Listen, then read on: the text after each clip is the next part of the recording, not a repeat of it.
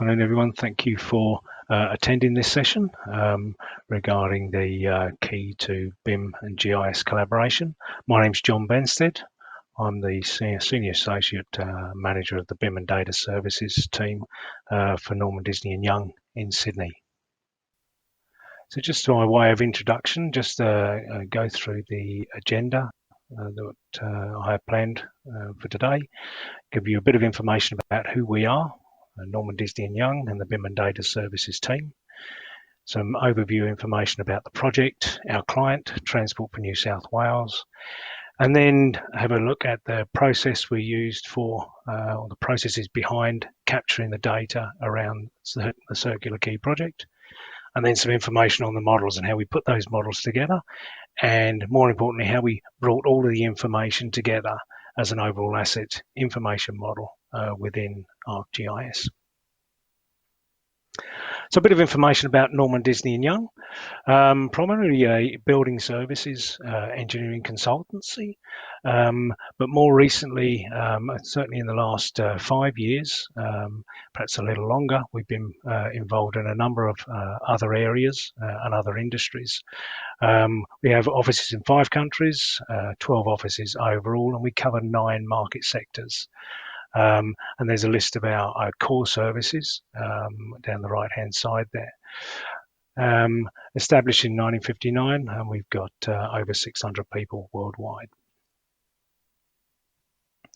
So as mentioned, our markets there, certainly the markets that we're in a lot of involvement within the NDY Digital team, being more recently in the infrastructure, transportation and utilities, but we cover a range of markets, and certainly our largest markets are in the office, new and existing offices and interiors, as well as a range of other industries, healthcare, mission critical, industrial and the like.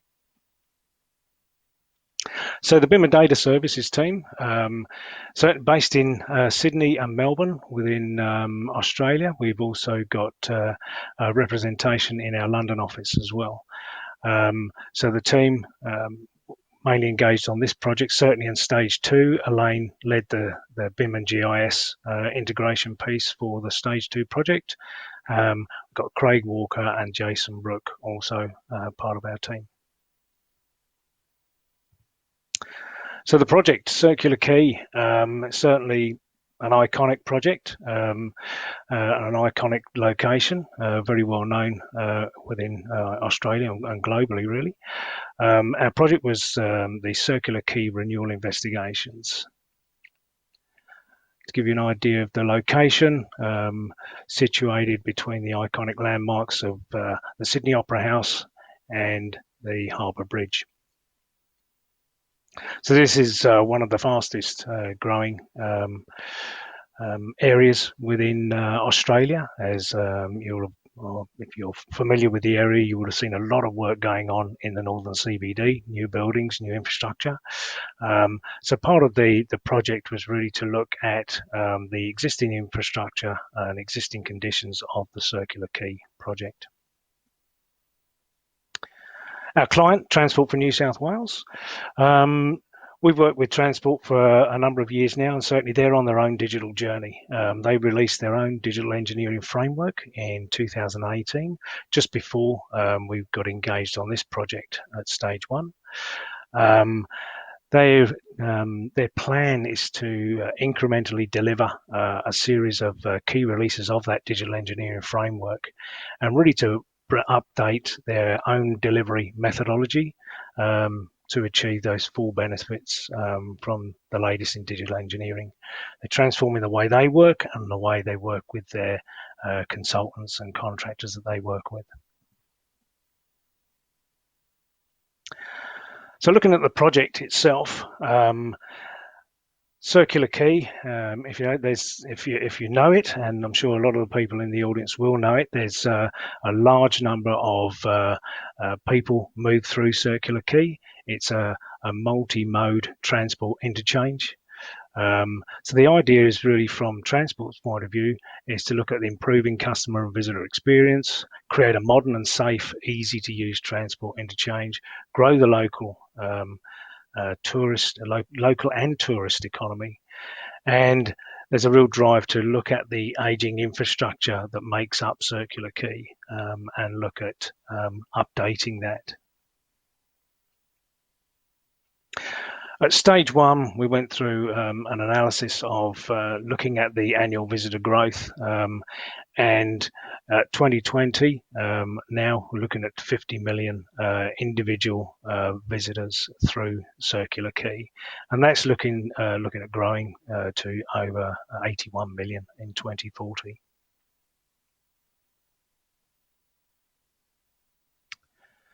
So looking at the project itself, the project precincts, the way it was certainly at stage one, we were looking at the first area, the interchange precinct, coloured red in the centre of the plan there. We've also got indicated the new light rail precinct, which is now in place. And stage two, which we've just completed, is looking at that wider precinct area.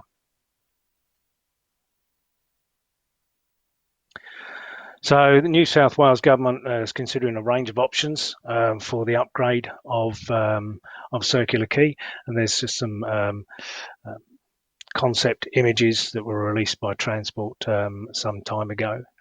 The whole idea of the project, as I explained earlier, we've got an ageing infrastructure around the project. The ferry walls were built around 70 years ago, and it certainly doesn't meet the capacity of pedestrian and tourists and basically those individual visitors that are going travelling through Circular Quay. So the project scope from our point of view, we were part of a project team engaged by Transport to carry out the investigations on the project and the area around Circular Quay. Looking really to gather information about the area to inform all future stakeholders in the proposals for design and the upgrade of the Circular Quay area.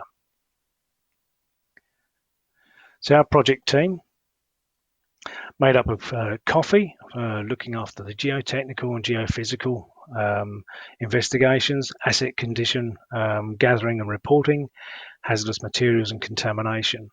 Coffee are a sister company of ours under the Tetra Tech umbrella, and we do a lot of work alongside Coffee. In addition to Coffee, we had project surveyors part of the team, and they were engaged to look at the survey of the site, 3D point cloud scanning, services detection, Revit modelling, and asset site survey. And then from ourselves, NDY, we're the BIM managers and data management on the project, looking at the mode that we delivered the project, delivering via the production of Revit models and that GIS integration, and ultimately deliver that asset information model. So a few challenges about the project. Certainly, the BIM and GIS integration was fairly new to the team. It's something that I'd been involved in, shall we say, in a previous life. Certainly, I had about a 10-year gap between the last time I was involved in geospatial work and now. So there's been a lot of updates in what the capabilities within the Esri toolset. But in addition to that, I'm bringing myself back up to speed. The whole team was new to that, to the use of Esri tools. In addition to that, the collaboration was another new challenge to the team. We had a much wider team, which involved the whole Transport team, the teams within Coffee, and project surveyors, as well as other stakeholders that we wanted to engage with on the maritime stuff and with Roads and Maritime Services. Site context challenges. Not only did we have a target window of operations, which was about 3 months to actually carry out the site investigations. Right in the middle of that 3 months was the famous Sydney Vivid Festival, so which basically put a hold on everything, and of course it also brought in a lot more people to the area, which was a challenge in itself. And from us, and from our side, we were looking at the amount of data that we were capturing. So there's a lot of data, not only in the information that we were capturing in a tabular format, in database format, but also with the point cloud laser scanning information. So just in summary, the scope of deliverables, we had 3D laser scanning, we had the geotech information from the borehole drilling, Vibracore, geophysical side scan, sonar imagery, the point cloud, and the ultimate final delivery of an asset information model. From the geotechnical side, which was from Coffee, engaged to carry out borehole and Vibracore drilling, the side scan sonar, as I mentioned, structural asset management, hazardous material assessment and contamination assessments, detailed site reports, and from all of that information, generating the 3D surface models and 3D borehole and Vibracore models.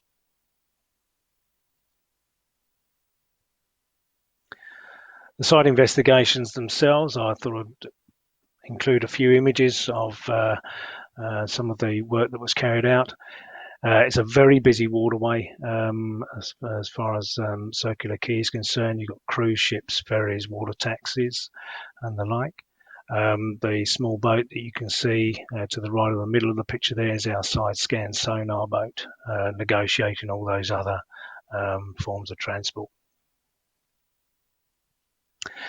It's one of our water-based drill rigs positioned there between the ferry wharves, the Sealift 3, and positioned again at one of the end of one of the wharves. And I thought I'd include a picture there, a nice sunset picture of the Sealift with the harbour bridge in the background.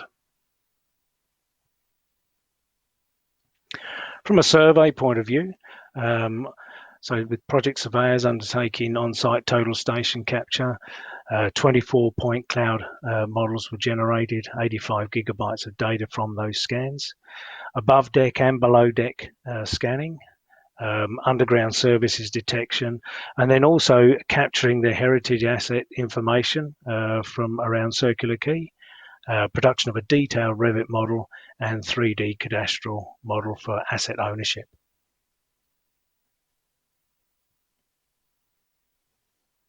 So there's a few images of the total station scanning. A lot of the scanning was done at night to reduce impact of pedestrians and impact on businesses during operating hours. So as I mentioned, it's below deck scanning as well. So there's a couple of precarious shots underneath the decks of the promenades of Circular Quay, laser scanning below the promenade and wharves. And negotiating the windows of opportunity between ferry movements and the tides.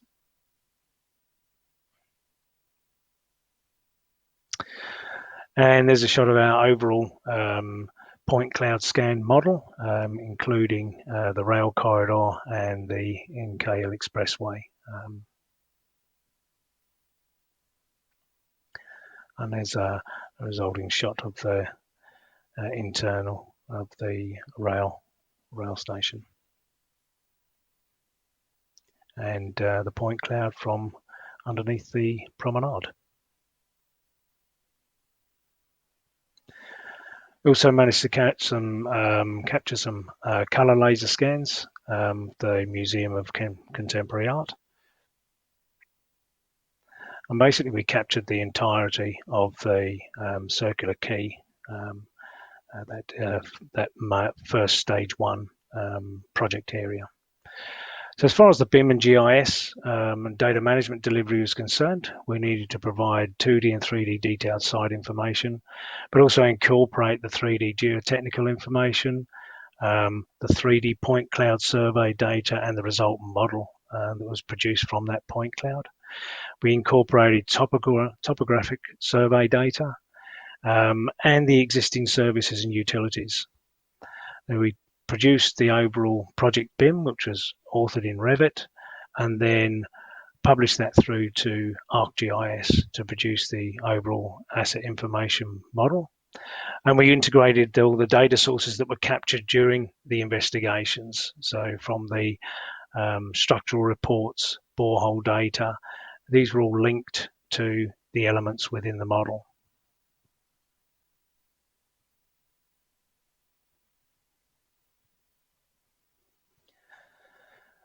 And the other thing we needed to deliver is the open format IFC files as a requirement from transport, and the data was structured.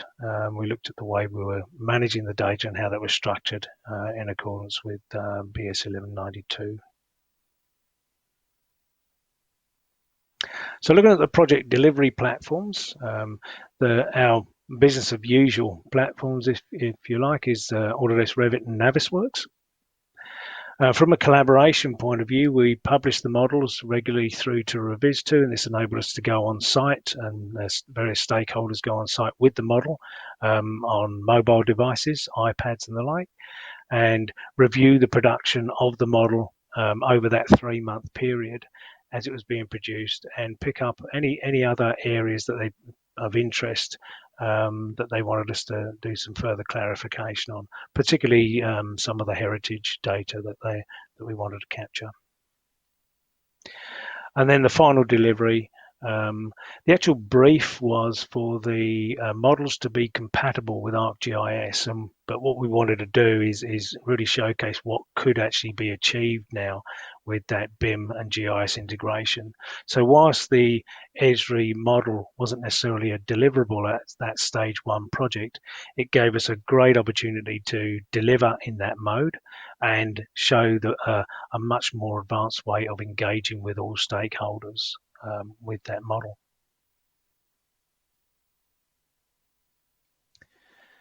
So there's a bit of information on the process. A lot of you will be familiar with this. What we found, it was a real, not necessarily a surprise, but at least it was an eye-opener for us, is that the ease of working with the Esri platform and the ease of getting the BIM data, the Revit models into Esri. At stage 1, we did very little work, or had to do very little work with the models in order to get them into the platform and perform really well. We didn't have to look at reducing the level of details in the model. There's a lot of detail there, but so the process was really smooth.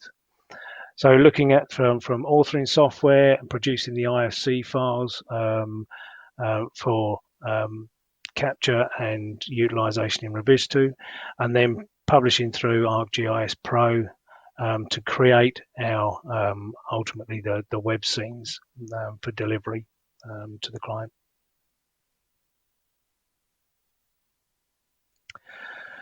So in summary, this is basically what we did, is we captured all of that information, detailed site information, the point cloud data, accurate BIM data, and all of the geotechnical information and survey data was captured and delivered to us in various formats, and we compiled that to deliver the overall final asset information model on ArcGIS. So a little bit of information about the Revit model. So just a few screenshots for you there, so you can just appreciate the way we were looking at and managing the data in Revit. Compiled and cleaned the scanned point cloud data in ReCap, and ultimately built the Revit models from the scanned data.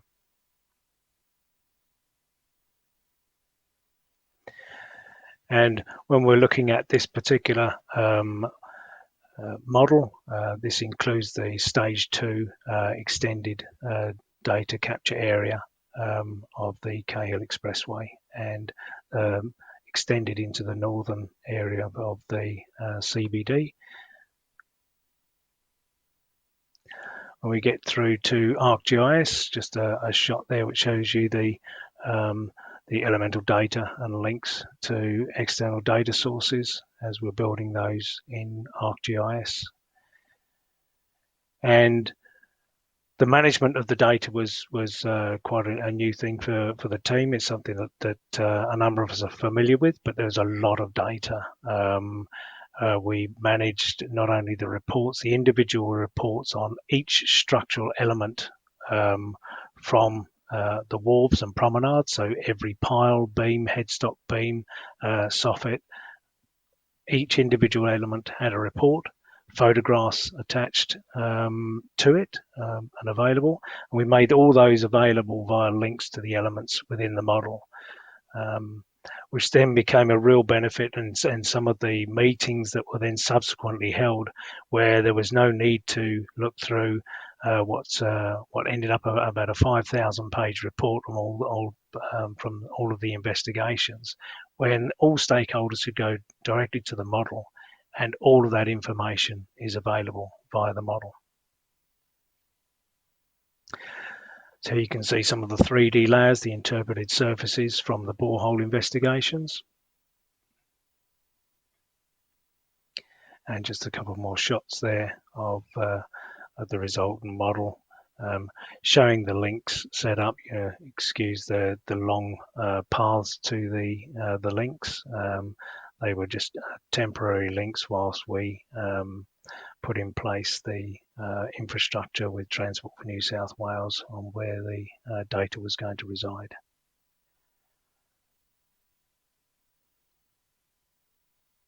As far as the asset data was concerned, that was the primary focus of our delivery. The models are pretty much business as usual for us, but it was really a focus on how we could deliver all of that reporting via the model, setting up all the links to the data and structuring that support infrastructure where the information was going to be residing, and setting up all those links and really automating the links when publishing from the Revit models into ArcGIS, and then subsequently utilizing other databases to manage that data that was linked to the model. And so that we could then select elements within the model and have access to the various reports, be it asset conditions, hazardous materials, heritage information, and other areas of interest within the model.